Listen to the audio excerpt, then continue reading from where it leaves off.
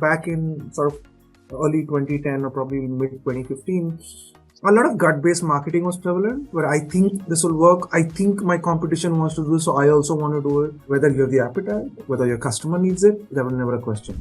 And I think this is where data-driven marketing is. It's take it or leave it. There's no longer debate that I don't think it's going to work for me. You're either on it or not. If you're not on it, you're going to be behind.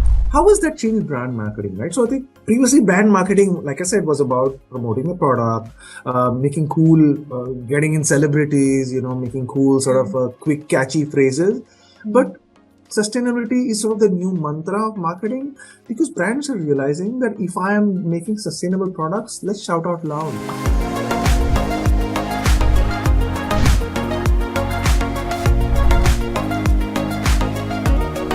Hello and welcome to the Growth Genius series brought to you by DMA Asia and Infidigit. My name is Shelly and I'm the Country Director Americas at Infidigit. I'm also the founder and director at DMA Asia.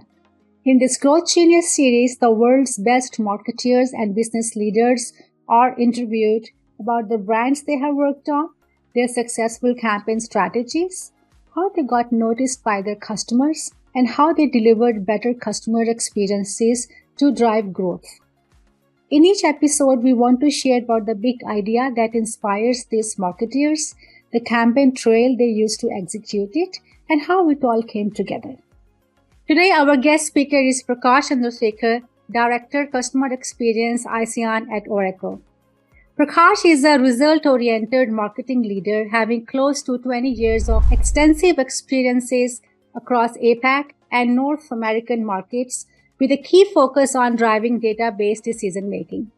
His experience working across multiple markets and verticals has been challenging and rewarding at the same time. His career has been built grounds up using data and analytics for making smarter decisions, let it be finance, fintech, retail, or IT verticals.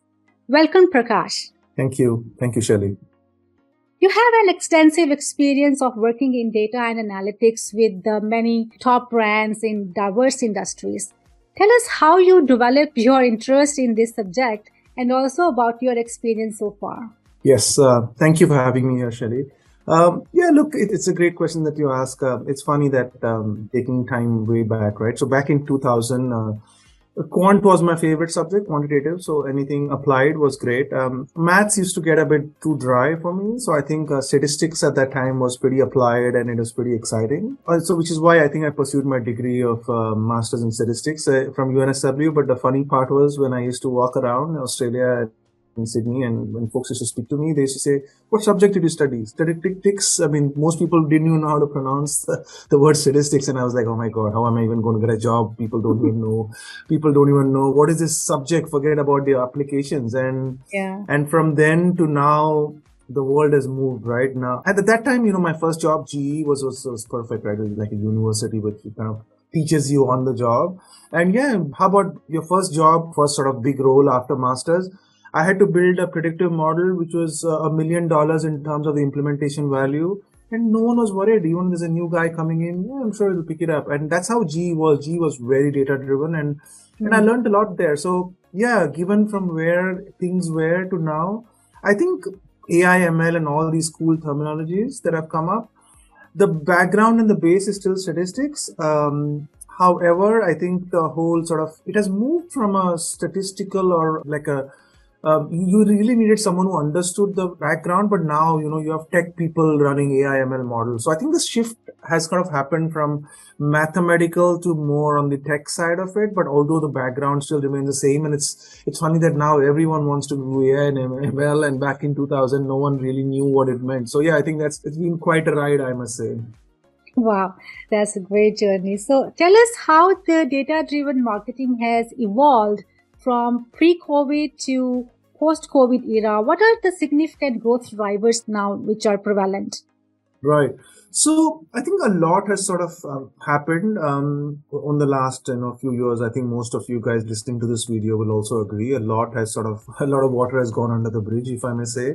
So let's talk about pre-COVID, right? So look, like Shelly introduced myself, I have sort of began my journey as a lot of marketers who actually are marketers and then have adopted data.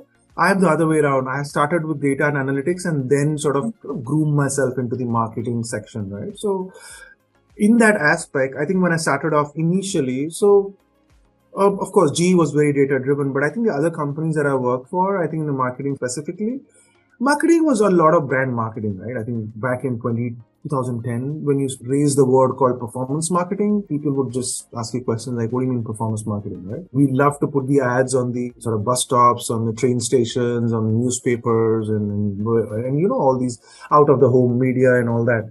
But then it was great. But then it was challenging enough because you don't know whether a campaign worked or not. And you'll be surprised. I mean, I worked for PayPal, a digital-led company way back in 2013.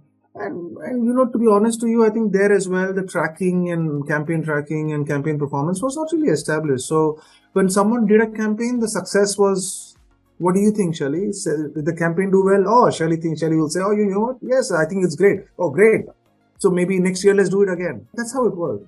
And nowadays, something like that would never fly past anyone, right? So I think I would call it as gut-based marketing. So I think back in sort of early 2010 or probably mid 2015, a lot of gut-based marketing was prevalent, where I think this will work. I think my competition wants to do so. I also want to do it. Whether you have the appetite, whether your customer needs it, that was never a question. A lot of marketing dollars were spent on product features. So if let's say you're marketing, let's say a Levi's denim, or let's say you're marketing, let's say this purse of tissue paper box, right? So you will keep talking about how good the product is and how useful it is and how great it can absorb water from the surface and whatnot, right? So all that was pretty much, a lot of dollars were spent around that. I'll maybe also talk about how it has changed, but I'll quickly probably to talk about a couple more bullet points on how things were right before. So a lot of dollars were spent on features. Even I think the whole spend as well, right? So when you talk about dollars, how are we spending it? So there was a lot of this hoo-ha around programmatic buy. So back then at the ad space, programmatic was growing, especially US was spending a lot more money. I think it was doubling, tripling every year, the programmatic buy. People are pretty excited. DMPs and whatnot were getting built. And I think most of the sort of ad agencies, the big ad agencies had DMPs. So the brands sort of quickly jumped onto it. It might even mean that your ad, like for example, Singapore Airlines got in trouble once where during the whole, the plane was shot down, the MH17 was shot down in the Ukraine airspace. Because of the whole programmatic buy, they actually put this ad on the same page where it was talking about a lot of lives lost. And because programmatic just picks up the keywords, right? It says, oh, you know what, airline, great. Yeah. And it was a lot of backlash, right? So I think DMP people started to realize that, hey, you know what, maybe everything is not hunky-dory.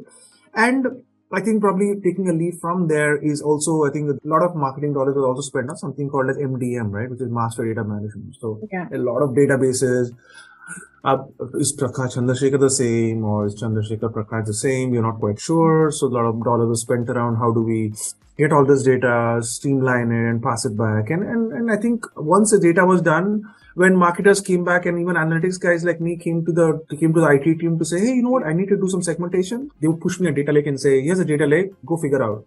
And data lake for most people you know it's structured plus unstructured data, right? So I think it was a bit challenging, I would say, for marketers to pull out absolutely sometimes gibberish data and make sense of it. So marketers started moving away from this data-led sort of approach. And which is where I think the whole sort of disconnect between data marketing and IT was. So I think all were in silos. They didn't really talk to each other, which I think was sort of the crux in terms of why data-led marketing didn't really take off. Although that said, but I think, there was this beginning of 2018-19, I think there was this digital transformation and fintech, right? Fintech 2017-18, everyone knows what finance went through and banking have gone through. Like even Standard Chartered Bank, one of my ex-banks that I work with, they basically have come up with a new bank. I think it's called the Trust Bank, which is 100% digital. And when I worked in Standard Chartered 2011, we were just launching credit card applications online. Most people didn't even believe in it. So in 10 years' time, they have launched a 100% digital bank. You think about how things are moving. But at that time, it was the start of the digital transformation. So I think a lot of green shoots were appearing in fintech. And there's a lot of proof points. But MarTech, no one was sure, right? So this was all sort of pre-COVID era, right? How has this moved, right? The classic statement I'll give before I move on is my previous CEO at my previous company was not a big fan of CRM and loyalty, right? So CRM database or customer level data, who cares? But when stores closed down during COVID, we wanted to reach out to customers to say, hey, you know what? Stores are closed, but you can still buy online. But that's when you realize that there is no customer data set. Mm-hmm. And that's where he came rushing to me and said, hey, Prakash, where's CRM? Where's data? And I said, well, finally you've come to the party, right? So I think from that time on, things have changed. And even for a company which is not really pro data, but I think thinking about it, COVID really changed a lot. So I think I would say the first thing that has sort of changed is a lot of this digital first and the data-driven marketing has sort of come in. It's take it or leave it, right? Mm-hmm. When marketplaces came in, like Taobao and Alibaba and Amazon, most of the brands didn't really want to go on to brand.com. They said, oh, you know what? I'll have a brick and mortar store. I don't want a .com. Mm. Marketplaces force them to sort of, you decide, you want to take it or leave it. And I think this is where data-driven marketing is. It's take it or leave it. There's no longer debate that I don't think it's going to work for me. You're either on it or not. If you're not on it, you're going to be behind ages, right? I think you never know when you'll be out of business. So I think it's very clear. I would say a lot of these sort of membership programs and a lot of these programs have become it will become more experiential. So previously it was more about cashback, discount, 5% off, 10% off. People are moving away from it. It's because it's not sustainable. So I think birth of the experiential program where a new product gets launched, your members get a first preview access. For example, I'm a priority banking member with one of the banks in India. Every time I touch down, I need to send them an email. There's actually a chauffeur-driven limo cab waiting for me at the airport. So small things like that, I think, take a long way. It's not just giving you a discount or a promotion. So I think that's the way sort of how programs are looking in future. DMPs, of course, I think the death of third-party cookie, I think there's a lot of action around CDP now. So I think most of the brands are looking into a CDP. So I think even with me working for Oracle, I think we've developed a great sort of product, which I think most companies are happy with. So I think first-party data is everything now. So and how can you sort of harness it? How do you sort of bring the single? So it's MDM, DMP and all sort of past, and now CDP is sort of the future. The last couple of points are how marketing is moving ahead is now, most of the companies I'm speaking to, IT is driving the digital transformation agenda, but marketing is also part of it. So MarTech is a realistic thing where IT is sort of driving it, but marketing team is sort of proof pointing it. Yeah. And I think the whole piece around the competition and promos and all that, I think that's where people are realizing that it's no point just comparing against competition. Let's build our own data sets. Let's bring the first party data and then do targeted personalization, right? So, which is where the birth of AI and ML has come in marketing.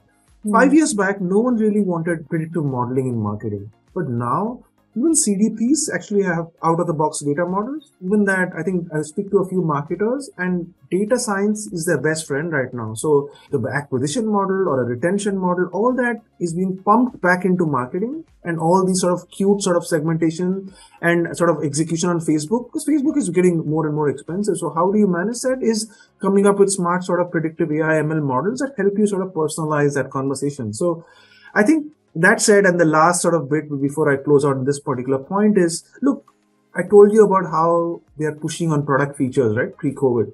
The times have changed. People don't care about just, oh, your product is great. Oh, your product is great.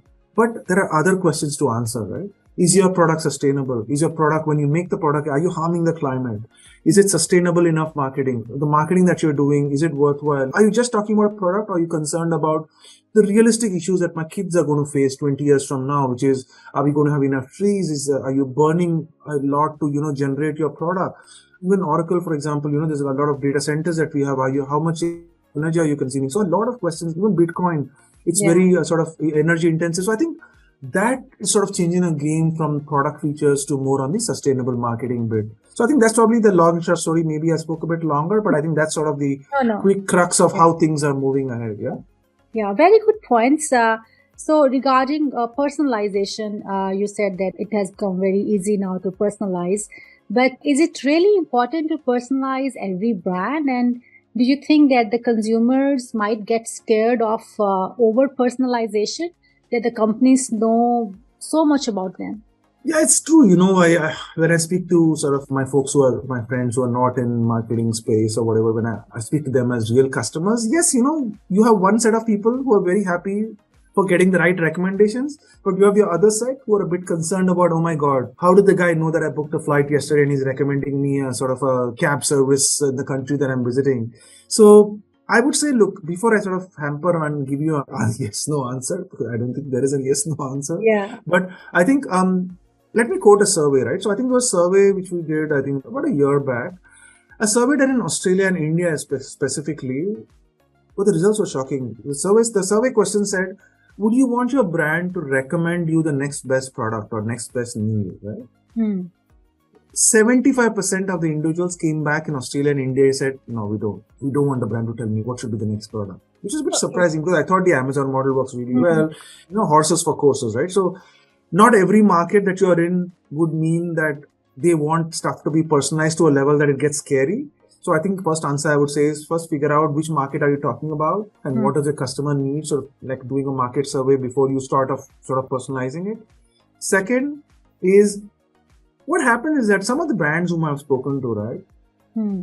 they think personalization means just looking at your last 2 months data and actually then recommending you something. That's not it, right? So I need to have first your single customer view. What are you buying on a marketplace, which is like a Taobao? That is again what I need to also analyze, not just my own website, not just my own store. Can Hmm. you get all that data first? Can you get at least 24 months of data to actually come up with some smart personalization? Because the model is as smart as your data. If your data is not great, if it's not extensive, if I can't even tell, let's say Shelly Singh versus a Shelly S, whether it's the same person, what do I recommend? So Hmm. before you do something, I would hate the word sort of immature, but I think you have to first have the right piece of data to personalize. If you don't have it, don't personalize, because the last thing you want to do is if you bought, let's say you bought this beautiful sort of a top a 3 months back from my own sort of store, and then a few months later you basically bought a stole from, let's say, one of the marketplaces, let's say in India, Flipkart. I didn't know that, and I'm recommending you on the website. Hey, Shelly, this stole will go awesome. And you're like, hello, I just bought this 2 days back from Flipkart. And I don't even know that, right, as a brand. It's no point of recommending something for the sake of it, right? So Hmm. I would say that I think these are probably the 2 points that I would probably say that, look, one, figure out what market you're in. Second, first make sure you have enough data to personalize. And third, I think, look, it's easier said than done, but I think everyone does it right now is about the GDPR and whatnot. Hmm. I think customer are more aware of your sort of third party cookies. So look, you do all this hard work, set up a CDP, all this sort of AI ML. If you don't have the right data, you just waste a lot of money and the company will say personalization doesn't work for us. Yeah. You don't want that motherhood statement to come. So I would say, make sure that you sort of do your homework, do your groundwork before you get to personalization. But yes, I would say that's the holy grail of marketing right now, which is every brand is competing on price is not sustainable, so the only way you can get ahead is experiential based and personalized based, where you exactly know, I'd love to see emails on a Wednesday afternoon, you only send me an email on a Wednesday, you only ship a product on a Sunday because that's when I'm at home. So that is not going to go away anytime soon, but do you have enough data? That's the big question. Yeah. So know your customers before personalization. That's it. Yeah, So absolutely. that's Yeah, most important. So another thing you were talking about is that sustainability, right? yeah, Sustainability is a big significant growth driver after pandemic. So in the past, sustainability was seen as superficial, very expensive way of doing business with little correct. marketing potential. And now post pandemic, sustainability has become a significant growth driver to bring success to the businesses. Yeah, But as per a study, I was reading somewhere that a study done by Accenture that 63% of consumers prefer to purchase from purpose yeah, driven brands. So, what is sustainability marketing and what are its benefits? right. It's a great point you bring in, which is, the earlier chat we were having around sustainability. It's real, right? It's a few years back, it's all looked like, oh, yeah, maybe it's coming day after, maybe next year, maybe a few years from now. It's real, yeah? It's on the face. What is sustainability? I think, or sustainable products, I think, look, everyone knows it. Sustainable products are sort of those which don't really harm the environment or do very less damage. during your entire life stage of production, right? So whatever be the product that you're developing, are you using a lot of water? Are you consuming a lot of energy? Stuff like that. Your greenhouse gas emissions, how much are they? So I think that more and more consumers want to know more. How do you sort of manage it? Look, the big sort of holy grail is that can you sort of reduce your greenhouse gas emissions by, say, for example, making power on site with sort of renewability or probably other climate friendly energy resources. In US, for example, a lot of these companies already have rooftop solar panels. In residential sort of folds, even my relatives in US have solar water heating, even though it's a bit expensive, but it sort of helps you in the long run. So that is real in Levi's. Levi's was pretty passionate about reducing the water intake while sort of the making denim, because denim uses a lot of water. Yeah, water. Yeah, and also I think around the sourcing as well, right? The cotton that they were picking up, is the cotton, how much effort or resources or energy resources spent on keeping those products alive. So I think that everyone is sort of aware of, and I think most of the brands are really, I think the retail, I would say, is probably a step ahead of the others, because people sort of, every time you pick up a fabric, these things go in your mind, right? So I think it's very, very natural. In fact, I think from the tech side as well, from a tech product development side, I think there's Asus in India, if I remember right, or it's Acer, I think, who basically came up with an ad in India, which I saw, where they said that the laptop, they say it's 35% recyclable or whatever. Who thought about that a few years back, right? It's pretty astonishing that most brands are thinking about it. How has that changed brand marketing, right? So I think previously brand marketing, like I said, was about promoting a product, making cool, getting in celebrities, making cool sort of quick, catchy phrases. But sustainability is sort of the new mantra of marketing, because brands are realizing that if I am making sustainable products, let's shout out loud. Because why, right? Previously, people were not ready to pay more for sustainable marketing, right? Or even for, let's say, a product that is environmentally sort of friendly. It will cost you 20% more. Most people wouldn't pay for it. There's research that came out that about 46% of your sort of baby boomers only about 46% would pay probably higher for sustainable products. But for Gen Z, who are all you sort of 20 to 30-year-old folks, close to 65% of them would be okay to pay for a sustainable product. So which means the younger generation of today are more sort of sensitive about their nature, and they're ready to pay more. So you see, previously people thought all this is just a waste of time. Guess, we want to save the environment, but look, I don't want to harm my business, right? Guess what? People will pay more if you are doing right for the environment. So no longer is that not a sales argument anymore. So marketing can make a sales argument by saying, as long as we're doing the right thing, let's shout out loud, people will listen, and it is going to help us in the long run and the environment as well. So I think the Gen Z is making the change happen from a sales side of this panel as well. But because look, you and I can keep talking about how beautiful all this technique is or this mantra is, but if it doesn't give you sales, the company might close down or the strategy might not work. But I think in this case, Gen Z is making a very strong argument by saying, guess what? We will pay more as long as you save my environment, because I'm going to live here for the next 80 odd years, right? So I think it's a great sort of a place that we are in, and I think it's only going to get better. So that's very interesting to know. So can you please tell us a few examples on how the companies are using sustainability marketing to drive growth? Cited a few examples here there, but I think I have to sort of bring everything together. Look, I'll start with Oracle, right, my current company. So I think Oracle sort of has a statement. In fact, it takes pride in what it does. It says that, I think by 2025, full 100% of they want to use sort of renewable energy or by 100%, like complete by 2025, right? I think so. That's a massive statement to make. Even there's a statement of saying that, they actually Oracle actually recycled and reused almost 100% of retired hardware in FY22. So which means in all this year, whatever hardware was retired, it was recycled, right? 99.9%. So how good does it get, right? So that's probably on the tech side. I think on the Apple as well, I think is committed to having, 100% carbon neutrality by 2030, I think. Across their supply chain and product life cycle. I think on the retail side, right, I think this is why I said I think it's pretty interesting on the retail side. So actually, Lacoste, one of my sort of favorite brands that I love wearing, is they actually, what they did was, I'm not sure you saw that marketing sort of, it's actually a great sustainable marketing campaign, in fact, where they said that, look, There's Lacoste, the crocodile logo on their Yeah. tees. It's sort of the prominent, right? It's Very been famous there ever brand in since. Canada as well. Fair Very enough. Yeah, popular. so I think massive French brand, but everyone recognized that crocodile logo. They Yeah. said, guess what? Because the environment is under threat, they basically replaced the crocodile logo with 10 sort of threatened species that basically might get extinct very soon if we don't care about them. And they basically had these sort of 10 threatened species instead of the crocodile logo. So there were 10 separate different prototypes, and each of them had different sort of the animals who Wow. were getting threatened. How would you as a brand think of changing your main logo, crocodile, moving it away and putting other animals out there? Think about that. I mean, that's a massive step to take.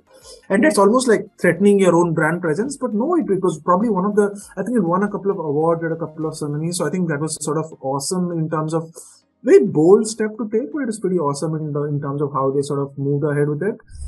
Of course, I think, like I said about Levi's, when I was there at Levi's, I think they had a campaign called Buy Better, Wear Longer.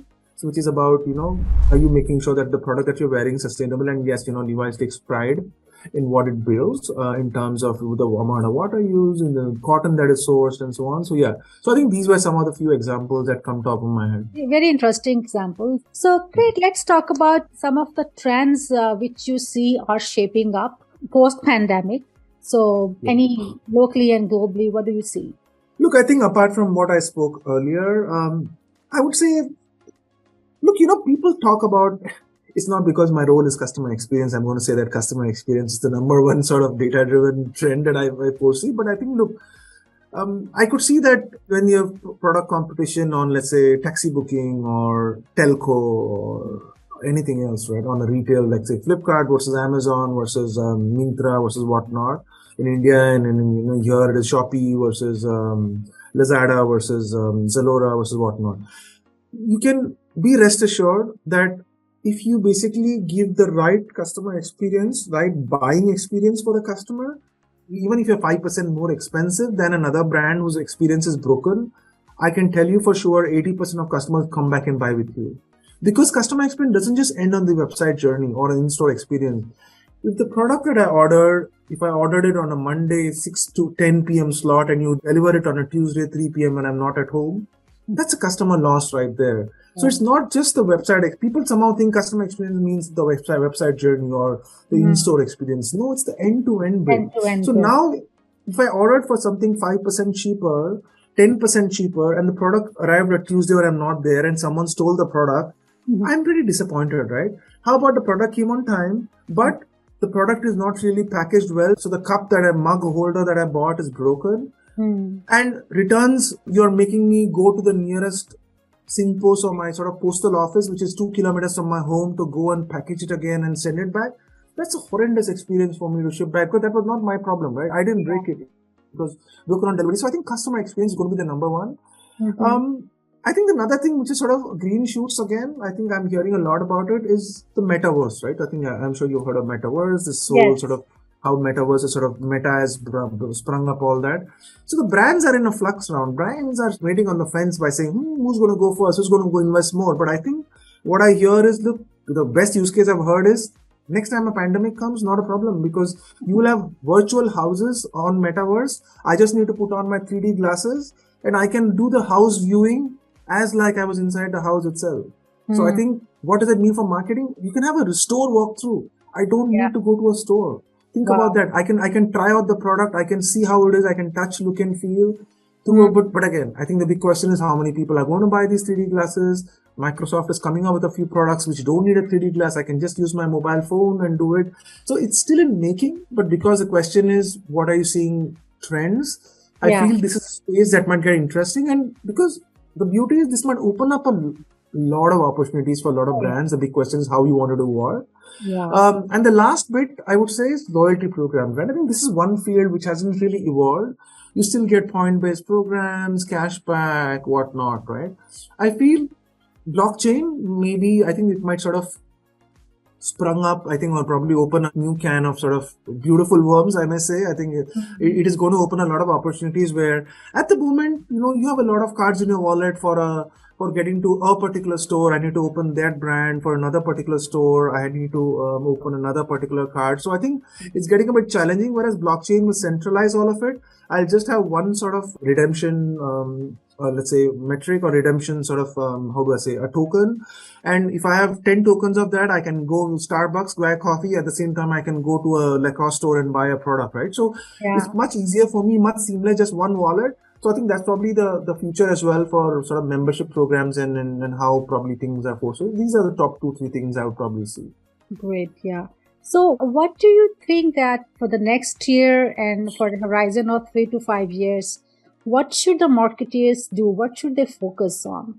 Yeah, look, I think I would say, look, people ask the question to me 3 to 5 years. To be honest, no one thought 5 years back we are going to be here. So I would hate we have to be predictive. Yeah, that's it. So I would say about 3 years, right? So I'll let me talk about 3 years because I feel that's more realistic. It might be a good goalpost for us to aim at. So I would say CDPs, the adoption of CDPs at the moment are only these big companies, the enterprise level, like the big companies like Amazon and let's say Singtel and let's say the Airtels in India, and even let's say your sort of big boys in the market are sort of even like say companies like Ferrari and stuff, who basically are coming up with the CDP, who are investing, who are harvesting on first party data. I feel at 3 years time from now, in the next 3 years, you will see a lot of mid markets and medium sized companies as well investing a lot in it because there's no DMP anymore. And a lot of these CDPs are coming up with these sort of connectors with Facebook and Google and whatnot. So you don't really need a DMP. You actually can do a lot with CDP. So for sure, that's something where people are going to look at. And it sort of congregates IT, marketing, multiple data sets around. So it's like this one database that everyone will use, right? Even data science team, who's a part of IT, will use it. I would say MarTech is also sort of, yes, people are much aware of MarTech now. People think that, yes, it's up there. But I still feel that from a use case, from a ROI standpoint, some companies are cracking it, but the others are still kind of figuring out what to do with it. So I would say that, the next 3 years, you will see a lot of sort of beautiful use cases around MarTech and the ROI driven strategies come up. At the moment, FinTech has a lot of them, but I think MarTech is a bit struggling a bit because the last 2 years has been the investment phase. Now you will see the returns phase of it, right? So it's going to be pretty exciting. And the last thing I would say, when was the last time sort of you remember a particular brand that you've seen, right? You would have seen something on Facebook just a few moments ago, or walk into a store. But now if I ask you, hey, Shelly, can you tell me last week, what was the brand that you saw?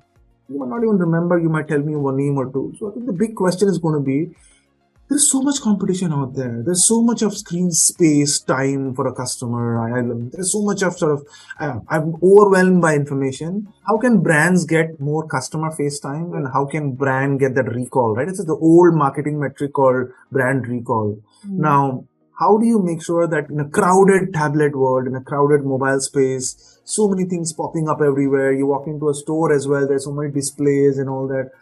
How do you ensure as a brand that you get in more sort of customer face time is probably the third element I would mention. That's very interesting. Great points. So that brings us to the last segment of our episode. So, what passion do you follow other than your work, which elevates your profession and, which recharges you? Yeah, I mean, look, I'm going to say that, look, I don't know how to put it, but I would say, look, I've not been terribly lucky in the sort of job space where I've always got this dream job where everything is hunky-dory or beautiful. First thing I implemented, success. It's never happened like that. In fact, to get even the first proper campaign up, I had to secure a budget, which I have to speak to 4 different people, beg, borrow, steal. So I think it's every time in my world, every time when I look at it, I hit a brick wall every time, and I keep hitting my head on the wall till sort of something else opens up.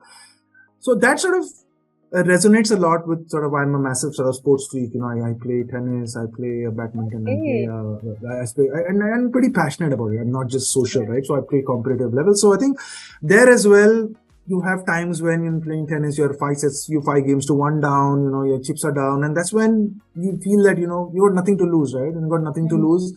you sort of come back. And I think it really helps me in my job life because things are not easy. I haven't, like I said, it's not everything that I've invested in has turned out very easily. I have to convince 5 different stakeholders. People don't believe in me. People don't believe in the idea. So I think sports sort of helps you keep fighting because not every time you're in the best team, not every time you have the best of resources. Maybe you're playing with sort of a stress in your mind. It's not really, your mind is not focusing on the game. When you come back, you think about it. So I think sports really helps you sort of de-stress at the same time. Keep fighting. I think that's probably the only mantra I have. I work as well.